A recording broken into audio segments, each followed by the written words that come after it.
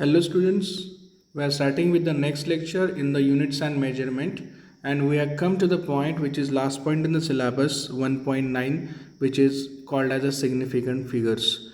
So this will be the lecture which is containing the significant figures and order of magnitude, the 2 points we are going to cover in this particular lecture. So every one of you, please keep your notebook and pen with you and just note down the equations or the definitions which are given here. So coming to 1.9 significant figures. So what exactly has been given, what is meant by significant figures? So CET, NEET and JEE, for all these exams this particular point is very important, significant figures. So at the end of chapter, आपण चॅप्टरच्या ह्या शेवटी ह्या particular चॅप्टरमधून कोणकोणत्या टॉपिक्सवरती CET, नीट आणि जेईला question विचारले जातात, कशा प्रकारचे विचारले गेलेले आहेत, and what are the different possibilities of asking the question, कुठल्या प्रकारचे क्वेश्चन विचारले जाऊ शकतील याच्यावरती आपण एक डिस्कशन करणार आहोत, एक लाईव्ह लेक्चर घेणार आहोत आपण त्यासाठी. आणि सिग्निफिकंट फिगर्स त्यासोबत ऑर्डर ऑफ मॅग्निट्यूड आणि डायमेन्शनल अनालिसिस याच्यावरची काही आपण युनिक क्वेश्चन सोडवणार आहोत आणि जे आपल्याला CET, नीट आणि जेईसाठी मदत करतील. ठीक आहे. सो बघूया आपण काय दिलेलं आहे सिग्निफिकंट फिगर्समध्ये. In previous sections we have studied various types of errors, their origins and ways to minimize them. Our accuracy is limited to the least count of instrument during the measurement. हे जे दिलेलं आहे की ज्यावेळी आपण एखादी measurement करत असताना आपण किती ॲक्युरेट मेजरमेंट करतो हे कशावरती अवलंबून आहे, तर ते अवलंबून आहे आपण इन्स्ट्रुमेंट कुठली वापरतो आहे, कुठल्या प्रकारची इन्स्ट्रुमेंटचा आपण वापर करतो त्यावरती हे अवलंबून आहे. लिस्ट काउंट म्हणजे काय बघा, list count is the smallest measurement that can be made using the given instrument. So he definition तुम्हाला नोट डाऊन करायची आहे. What is mean by the list count? The list count is the smallest measurement that can be made using the given instrument is called as a list count of that instrument. For example, तुम्ही जी छोटीशी काचेची पट्टी वापरता बघा, म्हणजे प्लास्टिकची पट्टी वापरता अशी, ती किती असते? टोटल 15 सेंटीमीटर असते. आणि ह्या 15 सेंटीमीटर जी पट्टी असते त्याच्यावरती 150 लाईन ड्रॉ केलेल्या असतात, म्हणजे 1 सेंटीमीटरच्या मध्ये असे 10 कंपार्टमेंट केलेले असतात. सो समजा इथं 4 असेल आणि इथं 5 असेल तर तुम्ही 4.5 4.4 अशी लाईन ड्रॉ करू शकता. 4.4 सेंटीमीटर 4.4 सेंटीमीटर, कारण इथं 1 2 3 4 अशी 4 मार्किंग तुम्ही घेऊन ही लाईन ड्रॉ करू शकता. जर मी तुम्हाला म्हटलं की मला 0.5 मिलीमीटरची लाईन ड्रॉ करायची आहे, 0.5 मिलीमीटर ड्रॉ करायची आहे, तुम्हाला पॉसिबल आहे का? तर ह्या स्केलवरती ते पॉसिबल नाही आहे. जे तुम्ही प्लास्टिकची पट्टी वापरता त्याच्यावरती ते पॉसिबल नाही आहे. ह्याचं कारण काय आहे की जी प्लास्टिकची पट्टी आहे त्याच्यावरती सगळ्यात शेवटचं मार्किंग जे आहे ते किती आहे? 0.1 सेंटीमीटरचं आहे. किती आहे? 0.1 सेंटीमीटर. म्हणजे तुम्ही मिनिमम ह्या पट्टीचा वापर करून कमीत कमी 1 मिलीमीटर एवढी लांबी मोजू शकता. ह्या 1 मिलीमीटरपेक्षा कमी तुम्हाला मोजता येत नाही. सो एखादी इन्स्ट्रुमेंट जी तुम्ही वापरताय, measuring instrument, the least count of measuring instrument is called as the smallest measurement which can be made with the use of that given instrument. इथे एक एक्झाम्पल पण दिलेलं आहे, meter scale. just go through this example which is given here. now moving ahead, आपल्याला significant figures या पॉईंटकडे लक्ष द्यायचं आहे. सिग्निफिकंट फिगर्स म्हणजे आपण काय बघूया. समजा एक तुम्ही मेटल रॉडची लेंथ मोजण्यासाठी घेतली आणि तुमच्याकडे जी मीटर स्केल आहे त्याचा लिस्ट काउंट आहे 0.1 सेंटीमीटर. एक सिम्पल एक्झाम्पल दिलेलं आहे ह्या ठिकाणी. बघा काय केलं, तुम्ही 3 रीडिंग घेतले, 3 वेळा त्या जी रॉड आहे त्या रॉडची काय मोजली, लेंथ मोजली आणि ती तुम्हाला मिळाली 15.4, 15.4 अँड 15.5. मग तुम्ही काय करणार आहात, ह्या तिघांची मीन घेणार आहात, ह्या तिघांचं ॲव्हरेज घेणार आहात. समजा ते आलं 15.43. आता 15.43 आल्यानंतर ह्यात तुम्हाला काय करायचं आहे, ह्यातल्या सिग्निफिकंट फिगर्स किती असा प्रश्न तुम्हाला विचारला जातो. म्हणजे एक नंबर दिला जाईल आणि त्या नंबरमधील सिग्निफिकंट फिगर्स किती आहेत ते सांगा किंवा मोजून दाखवा असा तुम्हाला क्वेश्चन विचारला जाईल, अगदी एक्झाममध्ये देखील. आता इथं काय दिलं आहे बघा ह्या पॅरेग्राफमध्ये, the number of digits in a measurement about which we are certain plus one additional digit, the first one about which we are not certain is known as significant figures or significant digits. मग ही जी figure आहे, हे जे तुम्हाला value मिळालेली आहे 15.43, ह्या 15.43मध्ये आपण 1543 ह्या 4 फिगर्सना म्हणतो सिग्निफिकंट फिगर्स. सिग्निफिकंट फिगर्स म्हणजे काय, तर 15.43 ही व्हॅल्यू रिप्रेझेंट करण्यासाठी ह्या 4ही अंकांची आपल्याला आवश्यकता आहे. They are very significant. Significant म्हणजे महत्त्वाचे. लक्षात येतं आहे. थोडंसं कॉम्प्लेक्स लँग्वेजमध्ये या ठिकाणी दिलेलं आहे, फिजिकल लँग्वेजमध्ये दिलेलं आहे. आपण जेवढं सोप्या भाषेत समजून घेण्याचा प्रयत्न करूया. Thus in above example we have 3 significant digits 1, 5 and 4. काय सांगितलं बघा इथं, ही जी 1543 आपली किंमत आलेली आहे याच्यामध्ये 1 आणि 5 हे कसे आहेत, सर्टन डिजिट्स आहेत, सर्टन नंबर्स आहेत, म्हणजे ते 100% आहेतच. त्यानंतर पॉईंटच्या पलीकडे असणारा 4, हा 4 देखील 100% तो सर्टन आहे, म्हणजे निश्चितपणे आहे. सर्टन म्हणजे काय, निश्चितपणे आहे.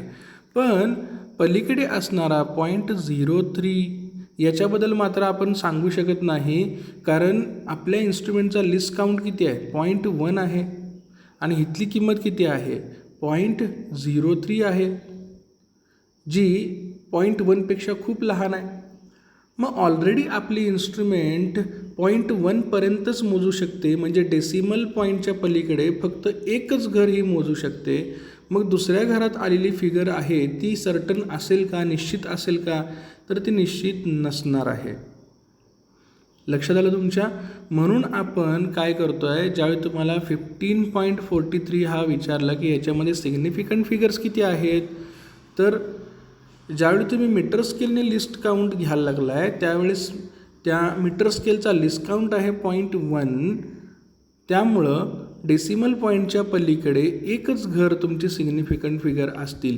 म्हणजेच 15.43मध्ये 1, 5 ह्या 2 तर आहेतच, कारण या डेसिमल पॉईंटच्या लेफ्ट साईडला आहेत, आणि डेसिमल पॉईंटच्या राईट साईडला 4 ही एकच सिग्निफिकंट फिगर आहे, कारण आपला इन्स्ट्रुमेंटचा लिस्ट काउंट आहे 0.1, जिथं दिलेलं आहे बघा 0.1 सेंटीमीटर इथं दिलेला. सो लक्षात घ्या, ज्यावेळी तुम्ही 15.43 एवढं कॅल्क्युलेट केलेलं आहे, पण तुमच्या इन्स्ट्रुमेंटचा लिस्ट काउंट आहे 0.1 सेंटीमीटर, म्हणून तुम्हाला ह्या डेसिमल पॉईंटनंतर एकच डिजिट तुम्हाला सिग्निफिकंट फिगर म्हणजे महत्त्वाचा अंक असं तुम्हाला पकडावं लागतं. सो आपलं उत्तर किती येणार आहे बघा, this in above example we have 3 significant digits 1, 5 and 4. आता हा जो सिग्निफिकंट फिगर्स हा जो पॉईंट आहे याच्यामध्ये काही नियम आहेत, काही रूल्स आहेत. ते रूल्स आपण आता स्टडी करणार आहोत. त्याच्या आधी पहिल्यांदा इथं बघूया काय दिलेलं आहे. The larger the number of significant figures obtained in measurement greater is the accuracy of measurement. Star mark करा आणि हा पॉईंट लिहून ठेवा, इम्पॉर्टंट आहे, तुमच्या नोटबुकमध्ये नोट डाऊन करा. If one uses the instrument of smaller list count the number of significant digits increases. हा पण एक सेकंड पॉईंट स्टार मार्क करून नोट डाऊन करून ठेवा तुमच्या नोटबुकमध्ये. जेवढी लहानातल्या लहान लिस्ट काउंटची इन्स्ट्रुमेंट तुम्ही वापरणार तेवढेच तुम्हाला नंबर ऑफ सिग्निफिकंट डिजिट्स हे वाढलेले बघायला मिळतील. म्हणजे इथं आपला लिस्ट काउंट होता किती, 0.1 सेंटीमीटर.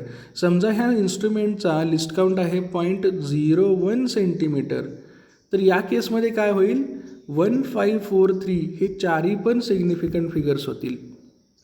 म्हणजेच काय, तुमचा लिस्ट काउंट जेवढा कमीत कमी पॉसिबल असेल, जेवढी लहानातली लहान तुम्ही व्हॅल्यू मेजर करू शकता, तेवढं तुमची नंबर ऑफ सिग्निफिकंट फिगर्स ह्या वाढत असतात.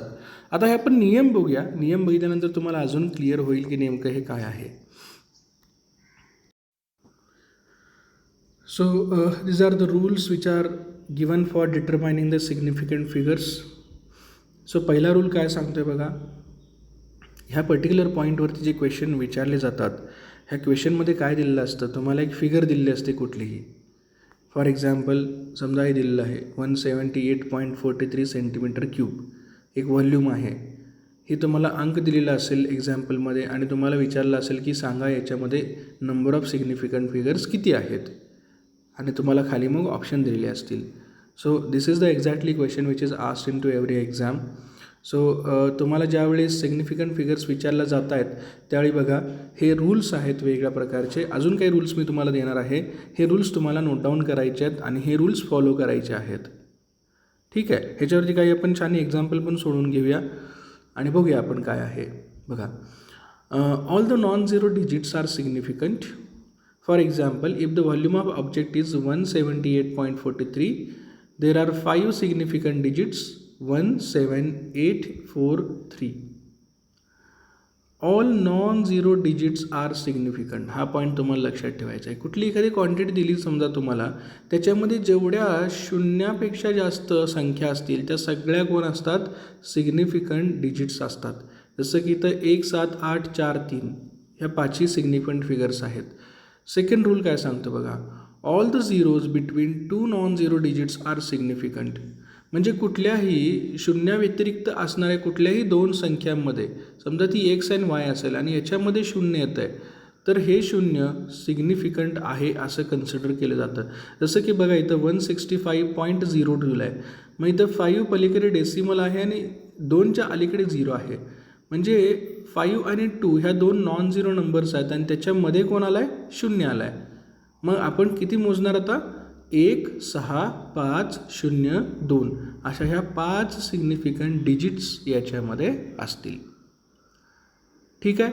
So the given figure is 165.02 and it has 5 significant digits. हा एक नियम लक्षात ठेवाल.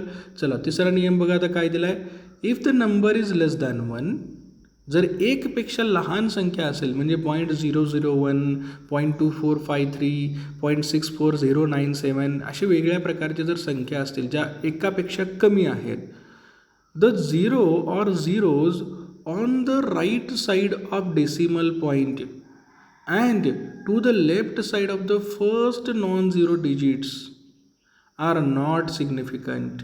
याचा अर्थ काय बघा, the zeros on right side of the decimal point म्हणजे आता इथं किती संख्या दिली आहे, 0.001405. म्हणजे ह्या डेसिमल पॉईंटच्या राईट साईडला म्हणजे ह्या साईडला, right side of the decimal point and left to the first non zero digit, आणि पहिला नॉन झिरो डिजिट कुठला आहे डेसिमल पॉईंट नंतर 1, ह्या 1च्या लेफ्टला म्हणजे डेसिमल पॉईंटपासून ते पहिला नॉन झिरो डिजिटच्या लेफ्ट साईडला आर नॉट सिग्निफिकंट. म्हणजे हा एक शून्य आणि हा एक शून्य, हा कसा असेल, नॉन सिग्निफिकंट असेल. The underlined zeros are not significant, thus the above number has 4 significant digits. याचा अर्थ काय, मग ह्या संख्येमध्ये 1 4 0 आणि 5 हे 4च सिग्निफिकंट डिजिट्स आहेत. ह्या 2 शून्य तुम्हाला काढून टाकायचे आहेत. लक्षात आलं. हा तिसरा रूल झाला. तर चौथा रूल काय म्हणतो बघा, the zeros on right hand side of the last non zero number are significant. The zeros on right hand side of the last non zero number are significant. म्हणजे बघा इथं 2 एक्झाम्पल दिलेत, 1.500 आणि 0.01500. These both figures have 4 significant figures म्हटलं आहे. 4 significant figures म्हणजे आता 1.5 आणि 5च्या राईट साईडला किती शून्य आहेत, 2 शून्य आहेत. मग राईट साईडला जेवढे डिजिट्स येतात त्या सगळ्यांना आपण काय म्हणतो, सिग्निफिकंट फिगर्स म्हणतो. म्हणून ह्याच्यामध्ये 1 5 0 0 अशा 4 सिग्निफिकंट फिगर्स येतील. आता त्याच पद्धतीने ही फिगर बघा 0.01500. आता यामध्ये बघा जो तिसरा नियम आहे, तिसरा नियम काय सांगतो, डेसिमल पॉईंटच्या पलीकडे जिथं पहिला नॉन झिरो डिजिट आहे विच इज 1, त्याच्या डाव्या बाजूला असणारे सगळे शून्य हे सिग्निफिकंट फिगर्स होत नाहीत. लक्षात आलं? म्हणजेच हा जो इथं झिरो तुम्हाला दिसतोय डेसिमल पॉईंटच्या पलीकडे, हा झिरो सिग्निफिकंट नाही. मग दुसरा काय किती सिग्निफिकंट फिगर्स असणार आहेत? मग एक असणार आहे 1, दुसरी 5 आणि डेसिमल पॉईंटच्या पलीकडे जिथं पहिल्यांदा नॉन झिरो फिगर तुम्हाला मिळते म्हणजे 1, त्याच्या राईट साईडला असणारे सगळे झिरो हे कसे असतात? सिग्निफिकंट असतात. ते ह्या नियमामध्ये सांगितलं आहे. सो त्यामुळे इथं किती असणार आहेत? 4 फिगर्स असणार आहेत ज्या कशा आहेत? सिग्निफिकंट आहेत. आता इथं एक पॉईंट दिला बघा, हा 5वा पॉईंट घेऊ शकता तुम्ही. On contrary if measurement yields length L given as on the contrary if the measurement yields length given as बघा लेंथ घेतलेली आहे 125 मीटर म्हणजेच 12,500 सेंटीमीटर किंवा 1,25,000 millimetre. It has only 3 significant digits. ज्यावेळी तुम्ही होल नंबर घेता, काय म्हटलं मी? होल नंबर म्हणजे पूर्ण संख्या, मोठी संख्या, होल नंबर. जेव्हा तुम्ही होल नंबर घेता त्यावेळेस जेवढ्या नॉन झिरो नंबर आहेत त्या संख्येमध्ये तेवढे नॉन झिरो नंबरच काय असतात? सिग्निफिकंट डिजिट्स असतात. जसं की इथं 125, इथं पण 125 आणि इथं पण 125. हे 0 0 जे आहेत यांना किंमत नाही. सो ज्यावेळी तुम्ही होल नंबर घेता, होल नंबर घेत असताना जिथे तुमचा नॉन झिरो डिजिट संपतो तिथून पुढं येणारे सगळे शून्य हे कसे असतात? नॉन सिग्निफिकंट असतात. सो 125 घ्या किंवा 12,500 घ्या किंवा 1,25,000 घ्या, याच्यामध्ये फक्त 3च सिग्निफिकंट फिगर्स राहणार आहेत. लक्षात आलं तुमच्या? सो हे काही रूल्स आहेत जे तुम्हाला फॉलो करायचे आहेत सिग्निफिकंट रूलसाठी किंवा सिग्निफिकंट फिगर्स फाइंड आउट करण्यासाठी. अजून मी तुम्हाला काही नियम देतो आहे, ते नियम तुम्हाला नोट डाऊन करायचे आहेत तुमच्या नोटबुकमध्ये. बघा काय काय नियम आहेत ते. हे काही ॲडिशनल नियम आहेत. The zeros on left side of the number are not significant. Okay, has only 2 significant figures. आता जे बघितलं आपण नियम तोच आहे की डेसिमल पॉईंट नंतर म्हणजे हा जो डेसिमल पॉईंट आहे, डेसिमल पॉईंटच्या पलीकडे नॉन झिरो नंबर पहिला कुठला येतोय? 3. तर 3च्या डाव्या साईडला असणारे सगळे झिरो काय असतील? नॉन सिग्निफिकंट असतील. ठीक आहे, हा नियम आपण ऑलरेडी आता बघितला. त्यानंतर the zeros on right side of the number are significant because they indicate the accuracy of instrument. म्हणजे डेसिमल पॉईंट नंतर हा नॉन झिरो डिजिट आहे 4.4 आणि 4च्या पलीकडे 0 आला तर मग ह्याला तुम्ही सिग्निफिकंट म्हणणार का? तर यस, हा सिग्निफिकंट आहे कारण हा इन्स्ट्रुमेंटची ॲक्युरेसी दाखवतो. ठीक आहे. त्यानंतर इथं बघा 2.400, मग ह्या झिरोना तुम्ही कन्सिडर करणार का? तर लक्षात ठेवा डेसिमल पॉईंट नंतर जी नॉन झिरो नंबर आला आहे 4, ह्या 4 नंतर येणारे दोन्ही पण झिरो हे सिग्निफिकंट आहेत. So the rule is in 2.40 it has a 3 significant figures and 2.400 has a 4 significant figures. So this is also an important rule. So हे सगळे रूल तुम्हाला नोट डाऊन करायचे आहेत तुमच्या नोटबुकमध्ये, तर तुम्हाला इंटरेस्ट येईल हे क्वेश्चन सोडवण्यासाठी आणि तुमचे बरेच डाऊट क्लिअर होतील. हे पण वाचून घ्या. If the number of digits is more than the number of significant figures the number should be expressed in the power of 10. Thus the mass of the earth is written as 5.98 into 10⁻24 kg. आता ह्याला 10⁻24 kg म्हणजे काय? तर ह्या 5.98च्या पुढं तुम्हाला 24 वेळा असं झिरो लिहायचं आहे, 24 वेळा झिरो लिहायचं आहे. मग हे 24 वेळा 0 लिहिण्यापेक्षा काय केलं जातं तर 10⁻24 केलं जातं. म्हणजे नंबर ऑफ सिग्निफिकंट फिगर्स तुमच्या इथं किती आहेत 5.98 म्हणजे 3 सिग्निफिकंट फिगर्स आहेत. 3 सिग्निफिकंट फिगर्स आहेत पण तुमची संख्या ही त्यापेक्षा फार मोठी आहे 10⁻24.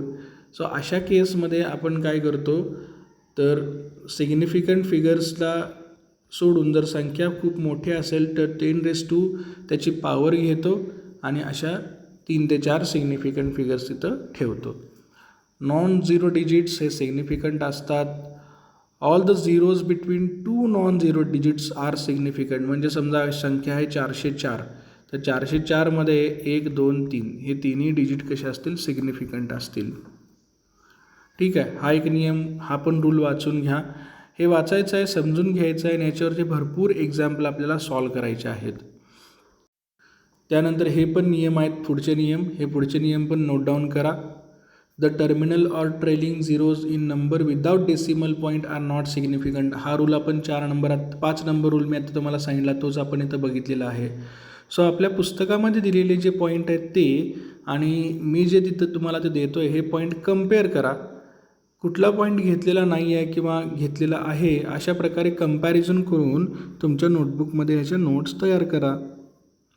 The trailing zero in the number with a decimal point are significant.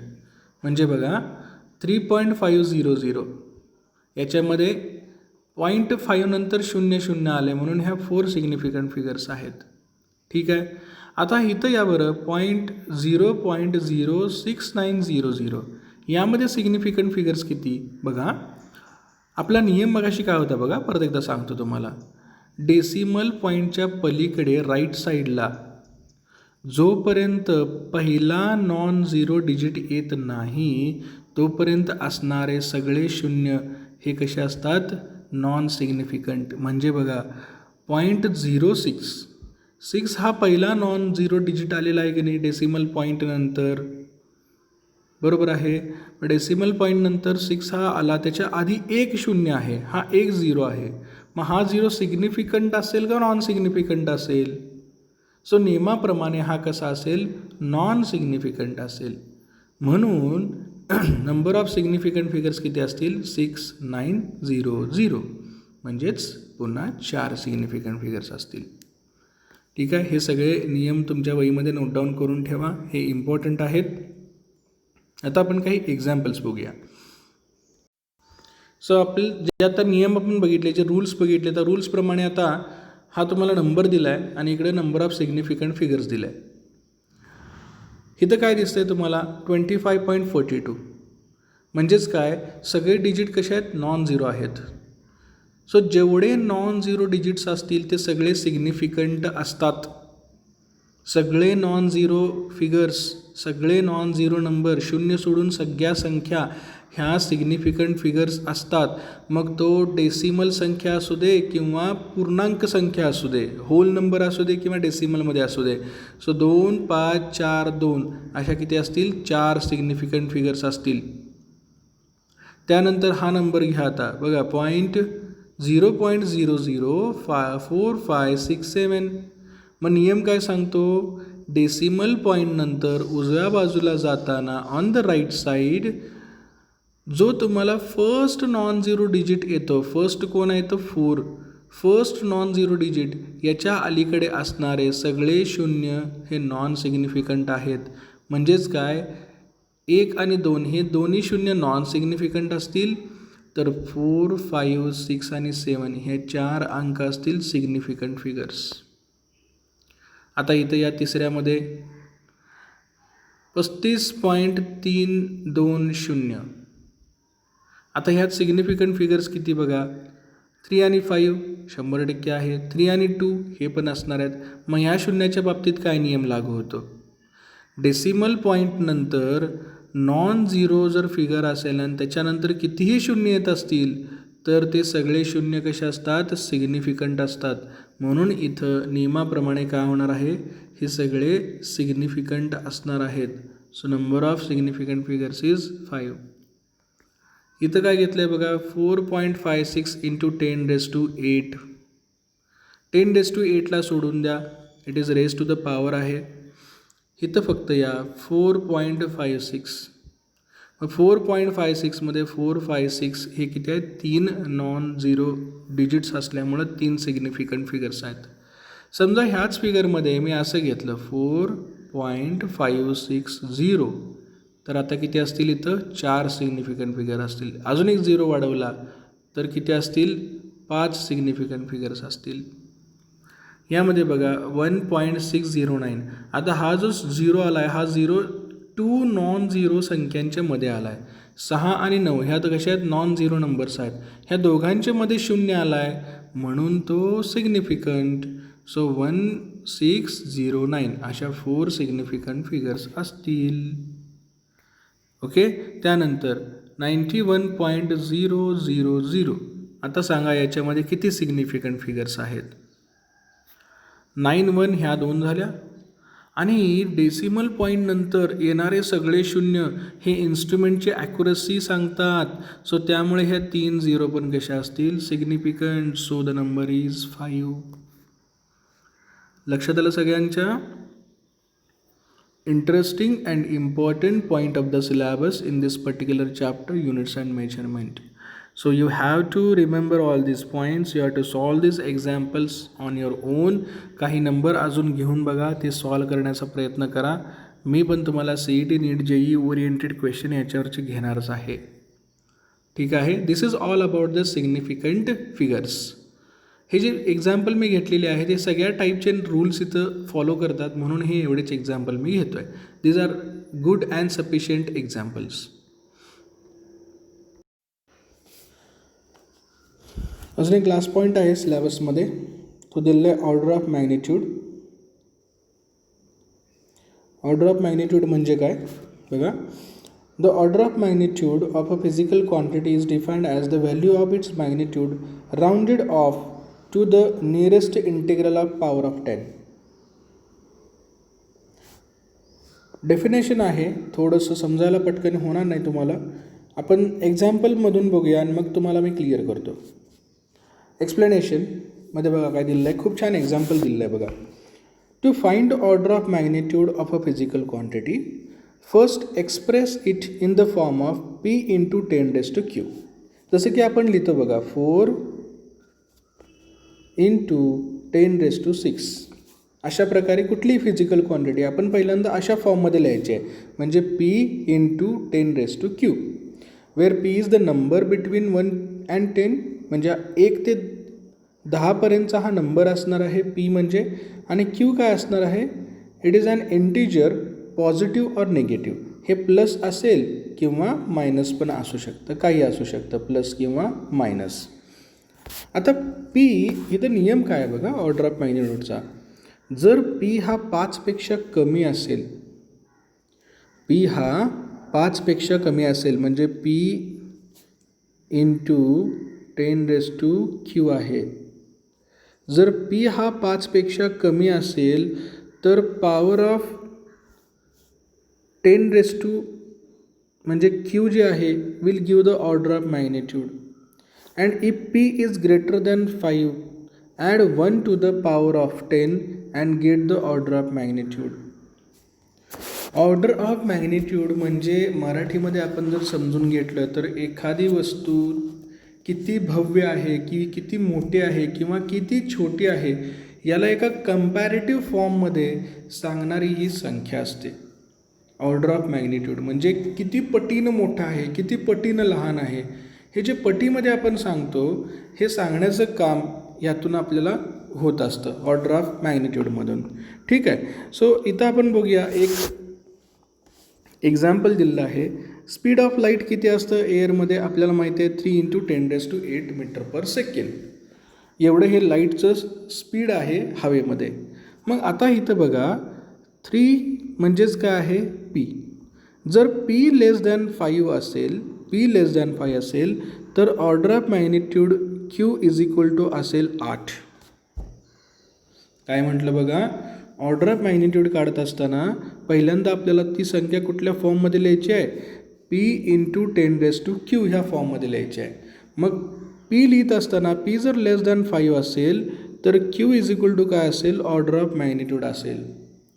मग मला सांगा पी जर ग्रेटर दॅन 5 असेल तर काय, पी जर मोर दॅन 1 असेल तर काय. यासाठी आपण एक्झाम्पल घेऊया.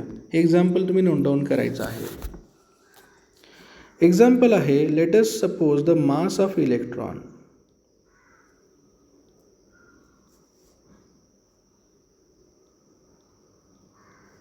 Mass of electron, mass of electron किती असतो बघा, 9.1 इंटू 10⁻⁻31 kg. 9.1 इंटू 10⁻⁻31 kg एवढा काय आहे, मास आहे. कुणाचा, इलेक्ट्रॉनचा मास आहे, इलेक्ट्रॉनचा मास. मग आता इथं बघा 9.1 म्हणजे काय, आपला पी आहे. मग पी कसा आहे, ग्रेटर दॅन 5 आहे. 9.1 म्हणजे किती आहे, ग्रेटर दॅन 5 आहे ना. मग अशा वेळेस क्यू जो आहे तो किती दिसतोय तुम्हाला, -31 दिसतोय. मग ह्याचा ऑर्डर ऑफ मॅग्निट्यूड काढण्यासाठी तुम्हाला काय करायचं, ह्यात +1 करायचं आहे. -31 + 1 म्हणजे किती होणार, -30. So the order of magnitude is what, -30. लक्षात आलं सगळ्यांच्या. म्हणजे बघा, इफ हे एक्झाम्पल लिहून घ्या सोबत. Mass of electron 9.1 into 10⁻31 kg. 9.1 is equal to P, which is greater than 5. So Q is equal to -31 + 1, which is -30. So the order of magnitude is what, -30. ठीक आहे. बघा नियम मी काय सांगतोय, P इंटू 10⁻⁻Q अशी तुम्हाला संख्या लिहायची आहे, बरोबर, कुठली लिहित असताना. मग ह्यात तुम्हाला काढायचं आहे ऑर्डर ऑफ मॅग्निट्यूड. तुम्हाला विचारलं आहे काय, ऑर्डर ऑफ मॅग्निट्यूड. समजा पी हा लेस दॅन 5 असेल तर Q will be order of magnitude. आणि जर पी हा ग्रेटर दॅन 5 असेल तर काय होईल, मग Q +1 will be order of magnitude. लक्षात राहील हा नियम. ठीक आहे, ह्या नियमाप्रमाणे बघूया आपण. These are the examples.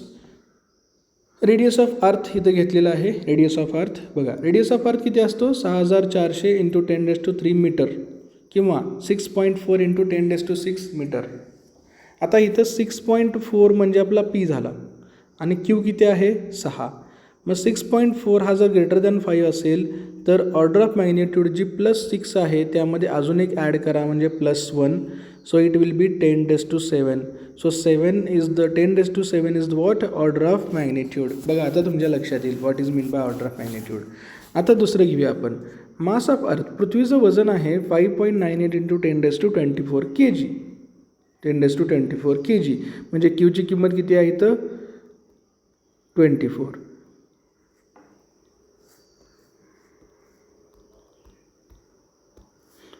आहे. आता इथं 5.98 हा कसा आहे, ग्रेटर दॅन 5 आहे ना, ग्रेटर दॅन 5 आहे. म्हणजेच काय करायला लागणार तुम्हाला, 24मध्ये अजून एक ॲड करायला लागणार म्हणजे काय होणार, 10⁻25 kg. So order of magnitude is 10⁻25 kg. त्यानंतर येऊया charge of electron. Charge of electron किती असतो, 1.6 इंटू 10⁻⁻19 कुलम. आता 1.6 हा लेस दॅन 5 आहे. सो ऑर्डर ऑफ मॅग्निट्यूड काय असणार, 10⁻⁻19 coulomb. So -19 will be the order of magnitude. आता 1 इयरला सेकंडच्या फॉर्ममध्ये मोजले. 1 वर्ष म्हणजे किती असतात, 365 दिवस गुणिले 24 तास गुणिले 3600 second. So total seconds are 3153600. These are the seconds. मग याला तुम्ही आता 10⁻7च्या फॉर्ममध्ये, मग जसं तुम्हाला म्हटलं की पी इंटू 10⁻³ फॉर्ममध्ये लिहा. मग तुम्ही कसं लिहू शकता, 3.1536 इंटू 10⁻7. 3.15 हा कसा आहे, लेस दॅन 5 आहे. म्हणून ऑर्डर ऑफ मॅग्निट्यूड काय राहणार, 10⁻7 is the order of magnitude. आता अजून एक घ्या, युनिव्हर्सल ग्रॅव्हिटेशनल कॉन्स्टंट 6.67 इंटू 10⁻⁻11. 6.67 हा काय आहे, >5 आहे, बरोबर का. >5 असल्यामुळे -11 मध्ये तुम्हाला काय करायला लागेल, +1. सो हा काय होईल, -10. सो म्हणून ऑर्डर ऑफ मॅग्निट्यूड काय असेल, 10⁻10. Got it. यालाच आपण म्हणतो सिग्निफिकंट फिगर्स. अशा प्रकारचे काही पॅरलल एक्झाम्पल मिळाले ते सोडवा. This is all about the first chapter, units and measurement. Almost सगळे पॉईंट सिलेबसमधले मी ह्या पर्टिक्युलर लेक्चर्समध्ये कवर केलेले आहेत. आय होप की तुम्हाला हा चॅप्टर व्यवस्थित समजला असेल. तरी पण काही डाऊट्स असतील, काही क्वेश्चन्स असतील तर मला तुम्ही मेसेज करा, टेक्स्ट करा, ठीक आहे, फोन करून विचारा, असं तुम्ही करू शकता. I will solve each and every question. याच्यानंतर आपण एक लाईव्ह लेक्चर घेणार आहोत, ज्याच्यामध्ये आपण ह्या पर्टिक्युलर चॅप्टरवरती CET, नीट किंवा JEE ह्या परीक्षांना विचारले जाणारे क्वेश्चन्स आपण डिस्कशन करणार आहोत. Okay guys, so we are stopping here for this particular lecture. So thank you.